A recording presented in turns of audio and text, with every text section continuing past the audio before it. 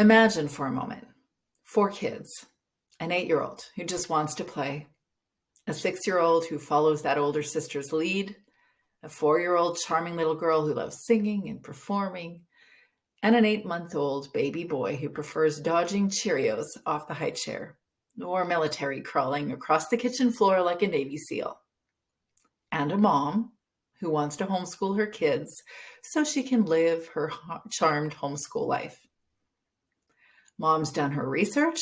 She spent years reading Susan Wise Bauer's classical homeschool book, Well-Trained Mind, before she homeschooled. She discovered Charlotte Mason, listened to other homeschool moms' advice, and studied the Sunlight curriculum catalog for book lists and unit study ideas.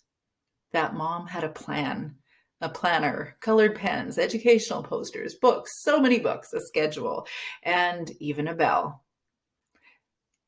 She would include every extracurricular known to homeschool humankind, aka the Homeschool Mama Support Group. Maybe violin and piano and voice and theater and logic and economics and entrepreneurship and personal finances, of course. She's responsible. This homeschool mom knew what she wanted: an individualized education, a rich education, a free education for her 4 kids. And she had it in spades. But you know what she also had? Well, I'm going to talk with you over the course of this seminar as to why we need to deschool your homeschool and reimagine your homeschool life, just like I did, because I was that homeschool mom of those 4 kids wanting to create a private school in my home, but then discovered that I needed to deschool because I wanted freedom, individualization, and a general sense of satisfaction that I am helping my kids grow up to become who they were meant to be, not just engage in education.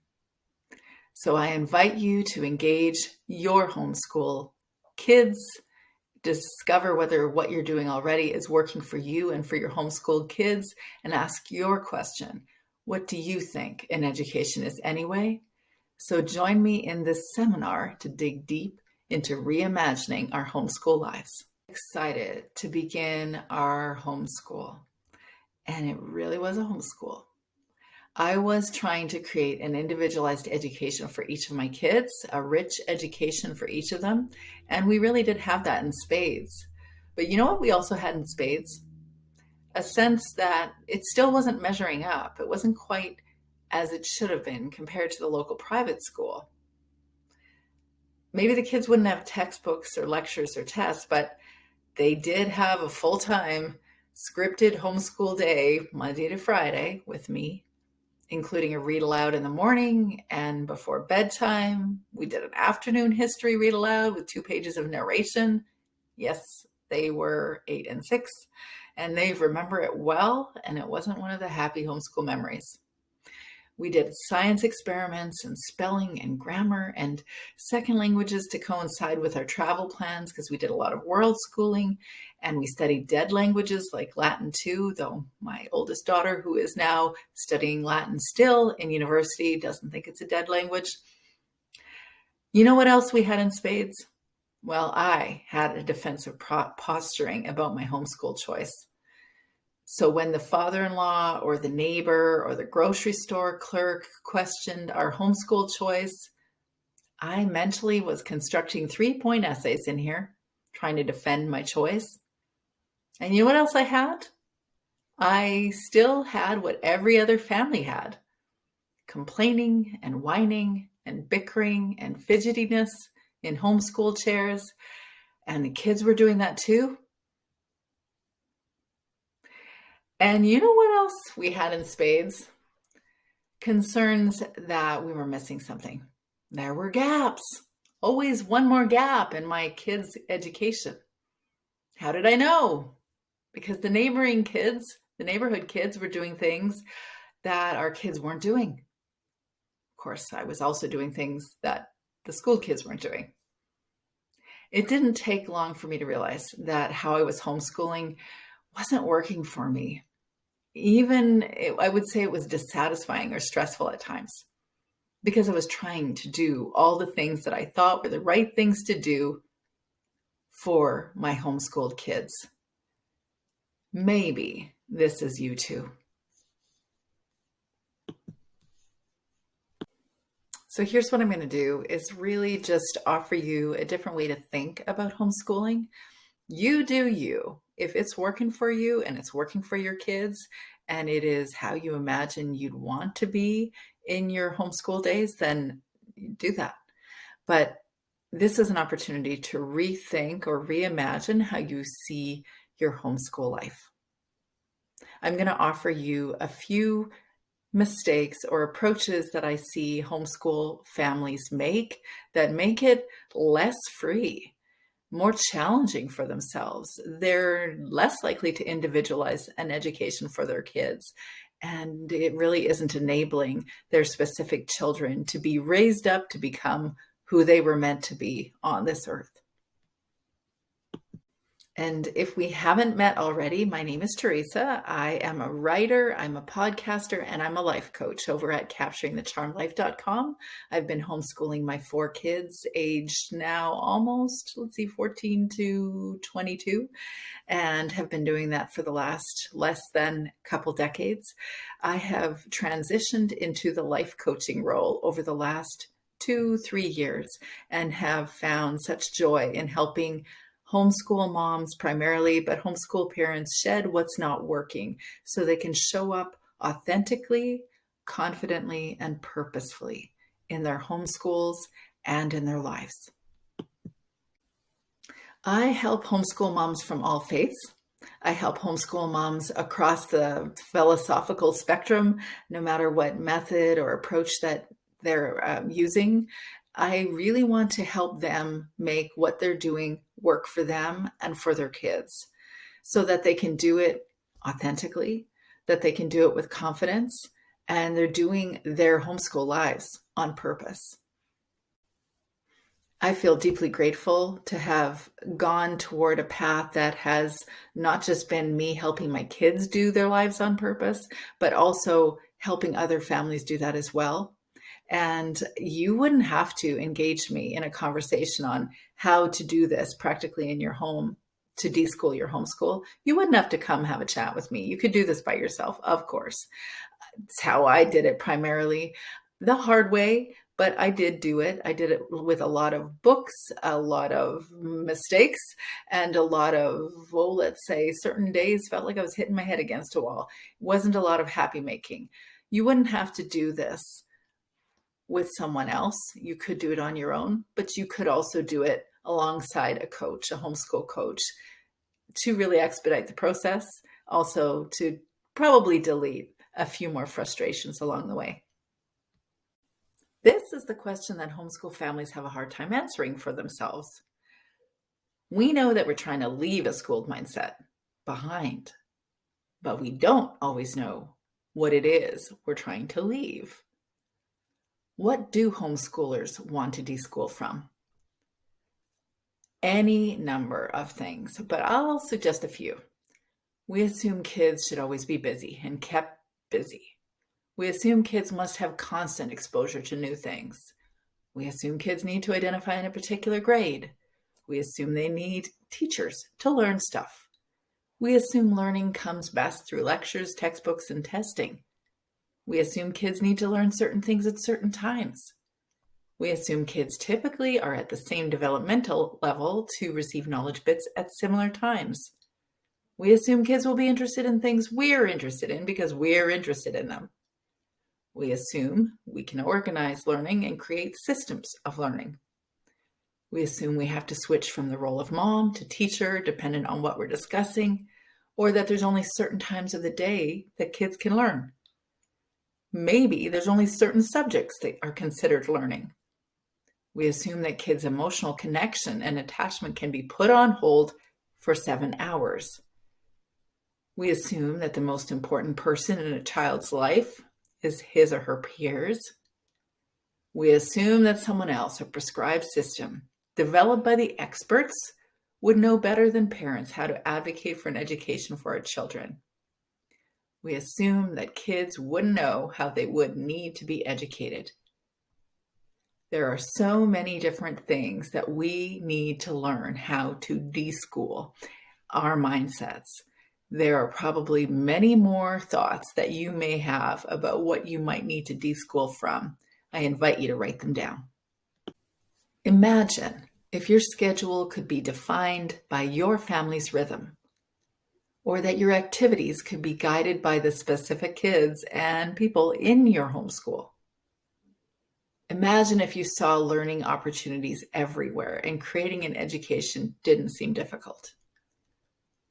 Imagine if you saw learning opportunities beyond any homeschool philosophy or any curriculum. Imagine if you could move at the flow of the seasons in your family life. Imagine if you could purchase and use curriculum or resources in a way that really served your family, or that you were able to fuel and facilitate your child's natural interests. You could enable a learning process that was useful for a specific child in front of you and not just another idealized homeschooled child.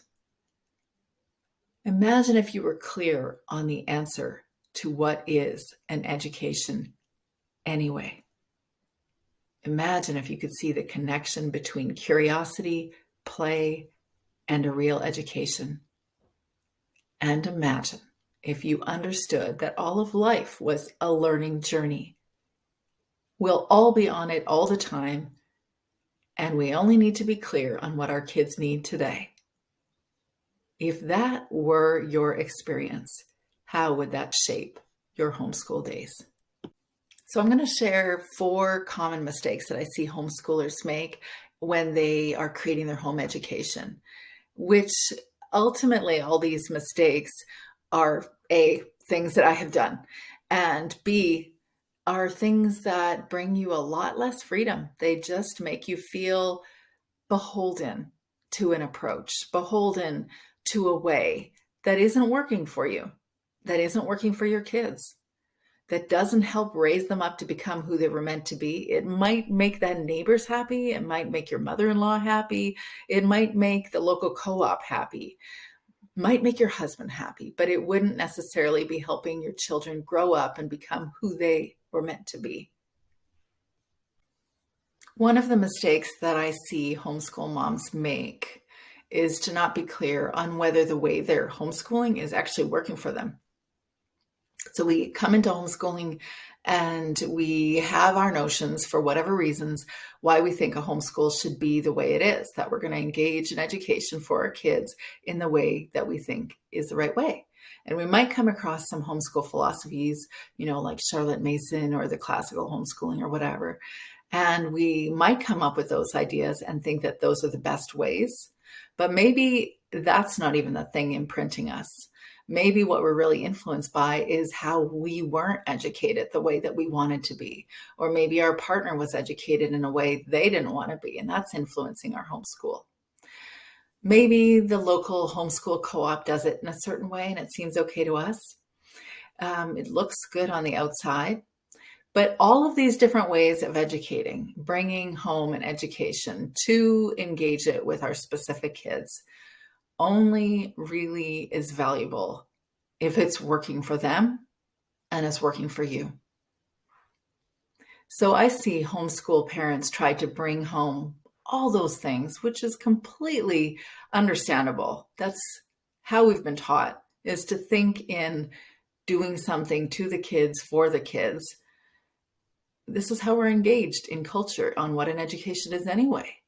So we do those things, but we don't consider, is it actually working for us and our kids? Sometimes I see homeschool families not being clear on why they're doing what they're doing. Sometimes we choose homeschooling because we don't want the alternative, but we don't have a proactive reason to do the thing we're doing called homeschooling or home education right now.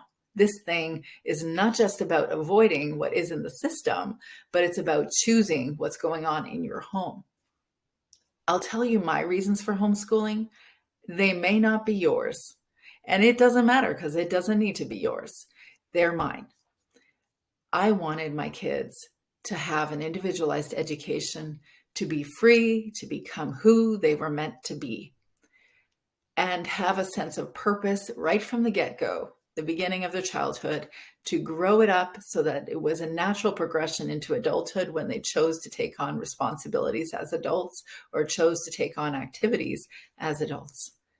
Then they would have freedom, they would have an individualized education, and they would have a clear sense of purpose. Of course, I can't make that happen, but that was my goal. That was my intention behind my homeschool.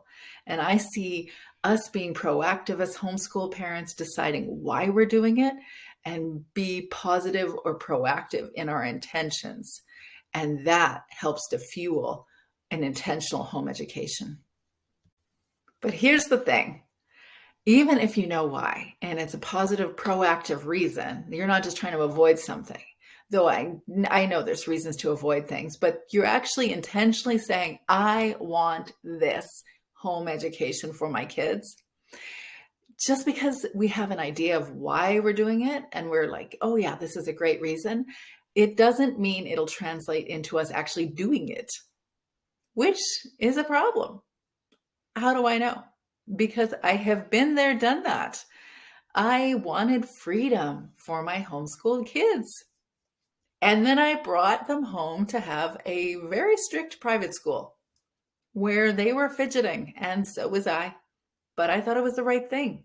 And yet my why, the reasons why I was doing it, for that freedom, for that individualization, so they had a sense of purpose, it wasn't aligning with the practicalities of my day, because I had great expectations of how they would engage their day, and it was scripted. It was scripted, and sometimes it was personalized. Maybe it was more personalized for the firstborn, because that is usually the one that dictates a lot of the initial energies or motivations in our homes, that we think, okay, how do we make this right for them? And then realize it doesn't work for the next child, or it doesn't work for the next child, or how many children you have. So we can make a mistake by knowing why we want to do it, but not actually translating it into practicalities in our day. And I see homeschool families don't always get clear on what they think an education is anyway. Okay, so because I did that, a traditional homeschool with Latin and a variety of other languages, because that's what I thought it was the right way to homeschool. And I'm really glad that I did. My intention was to learn about word roots and where words came from and the meaning of words, kind of like a critical thinking thing / language development or language study.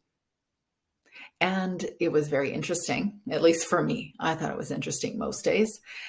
I learned that the root word for education is educato. And educato means to raise up. Well, that is intriguing. To raise up. To raise up what?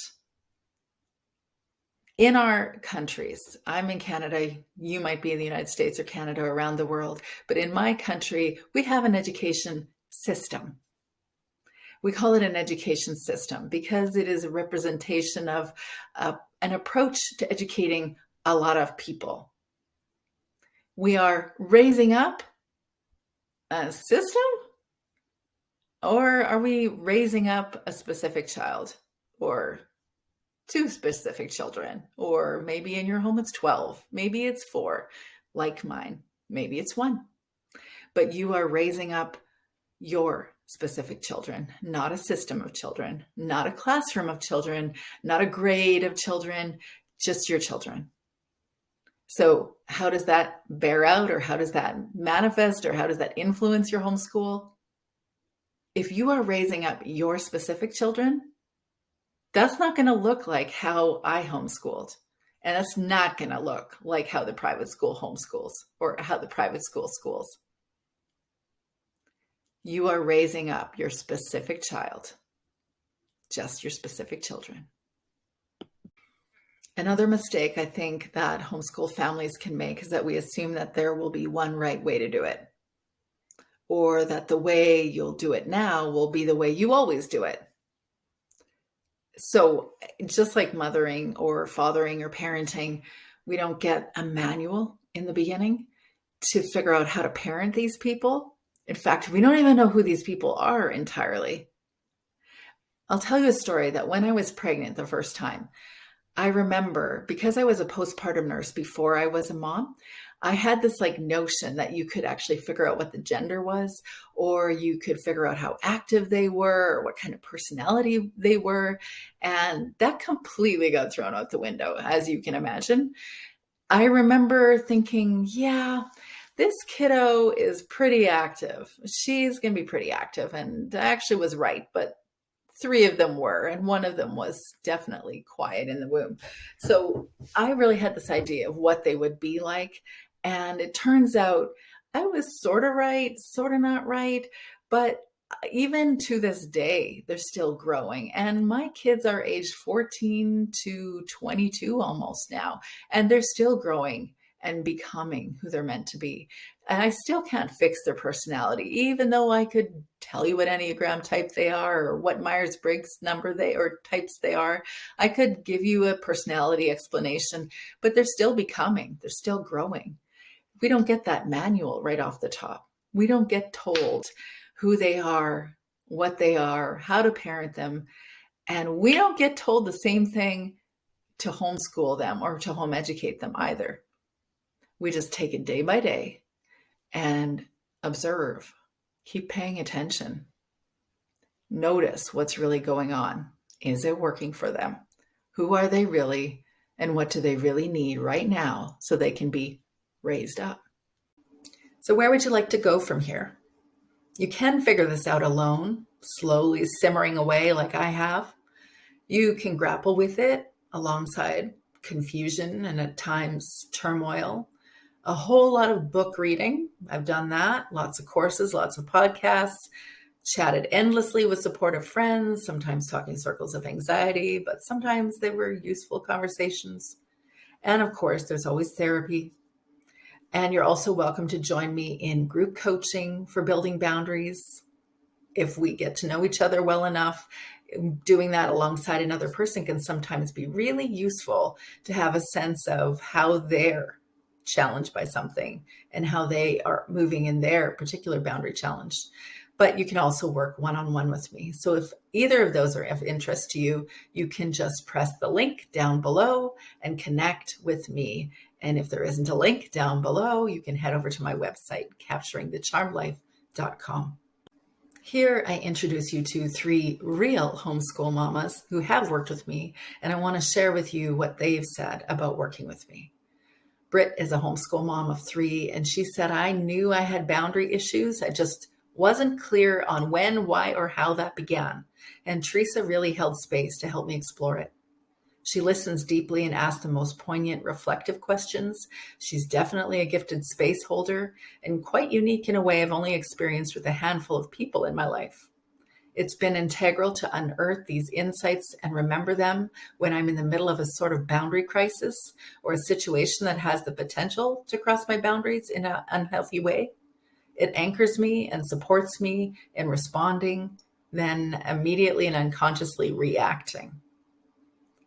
Holly said, Teresa has been a tremendous value towards my growth in homeschooling and self-care. She's encouraging and supportive of all that I long to pursue. I'm so grateful that I have her to walk alongside me in this journey. Okay, I'm beaming right here because it has been a true pleasure to walk alongside other homeschool moms in their life journey. And Carla said, Teresa is the real deal. An experienced homeschool mom who's been there, done that, and can help others get out of overwhelm. Her ability to hold space for silence and difficult feelings makes her no small talk approach so effective. I trust her. Her retreat, resources, and Ask Me Anything meetings have served me tremendously. I'm so glad she's in my corner. And if you are still in this webinar and interested in participating in a community like that or looking for coaching, definitely connect with me. And thanks for joining me today. It has been such a pleasure to connect with you. I would love it if you could reach out to me, whether that is through my podcast, Homeschool Mama Self-Care.